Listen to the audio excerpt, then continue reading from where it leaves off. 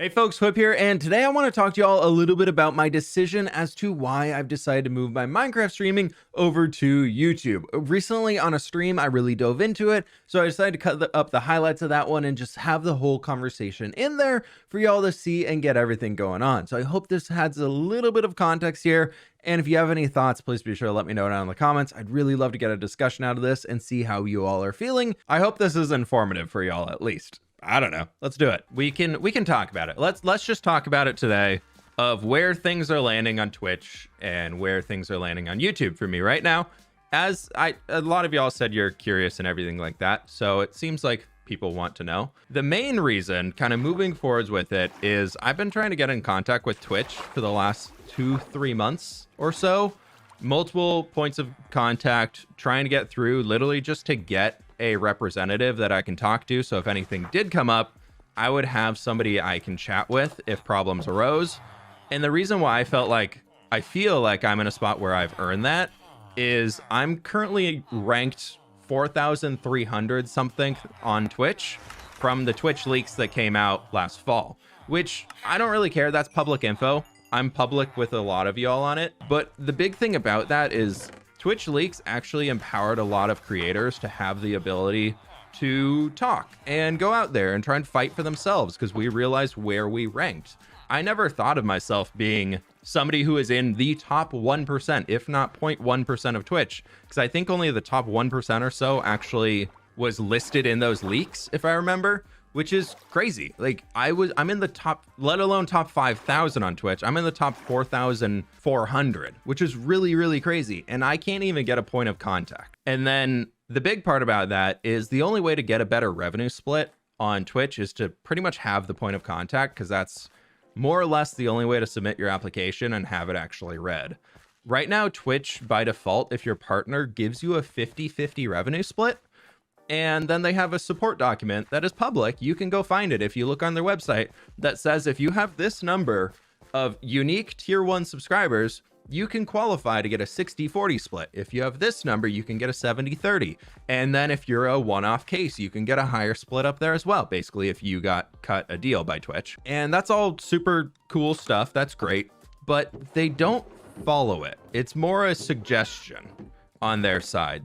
Twitch doesn't go, that's not like once you hit this you get it, because I've had the number for that minimum to get the 60-40 split. I've had it for months, and I've constantly been denied. I've been just instant denied within 12 hours of posting, and so that really sucked because it's just lost revenue that they won't even talk to me about when they're already taking half of the revenue that I'm bringing into the platform.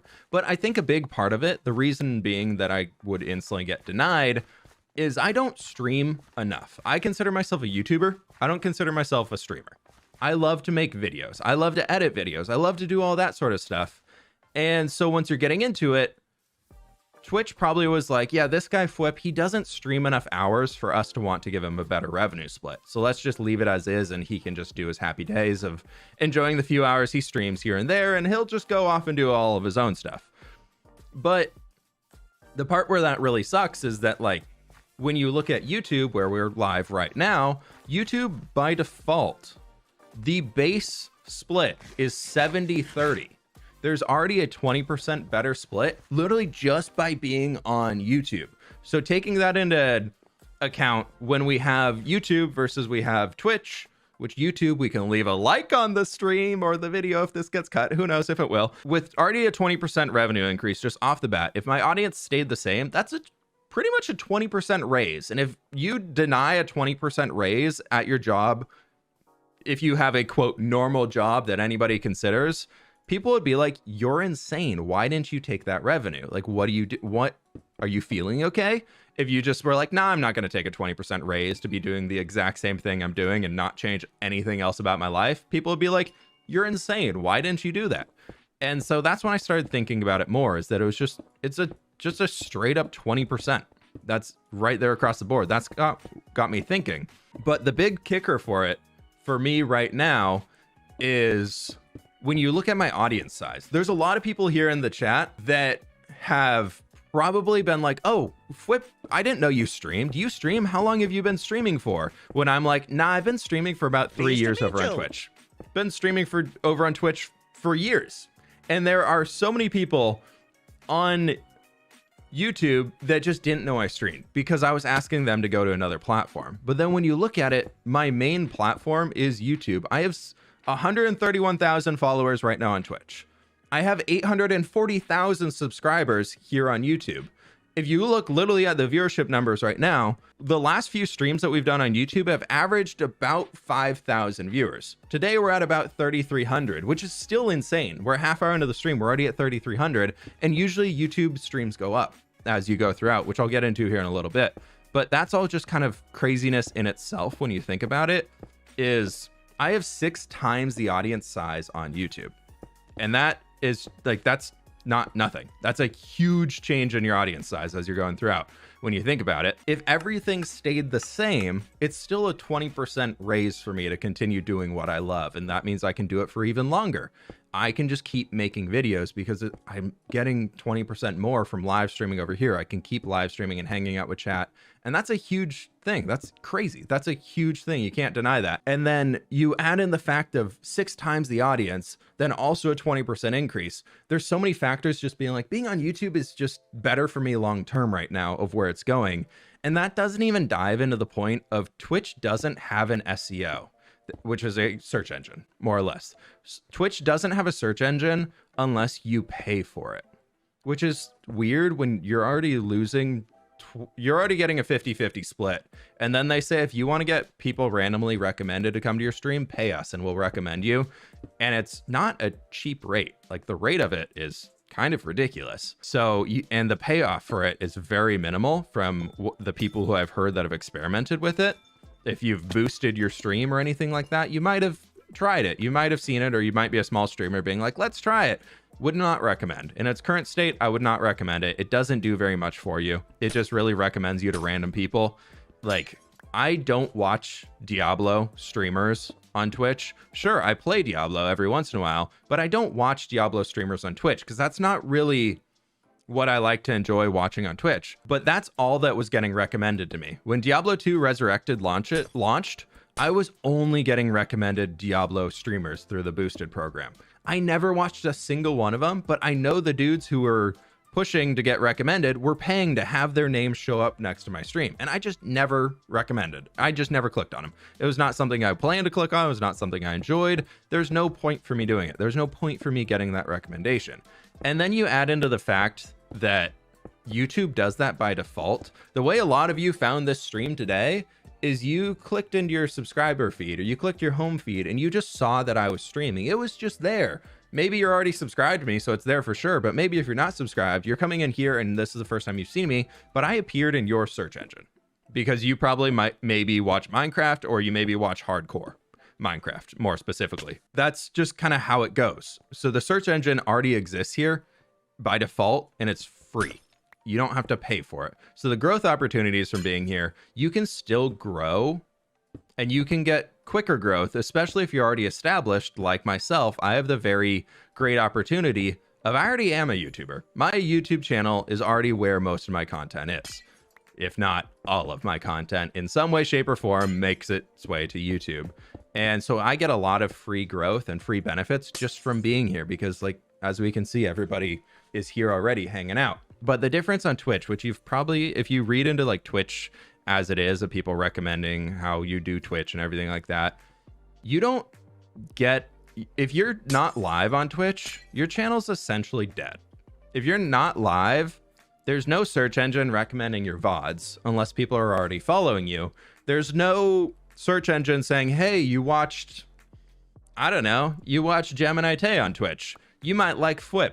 They both stream from Empire's SMP. That doesn't exist. There's no way, shape, or form of that ever happening on Twitch. So it's just, there's a lot of different things that go into it that cause me to be like, well, I don't stream that much. Pretty much to be a successful streamer, you probably need to be streaming 30 hours a week if you want to be a full-time streamer. That's probably your goal. That's never something I want to do. There's no point of me that wants to do that.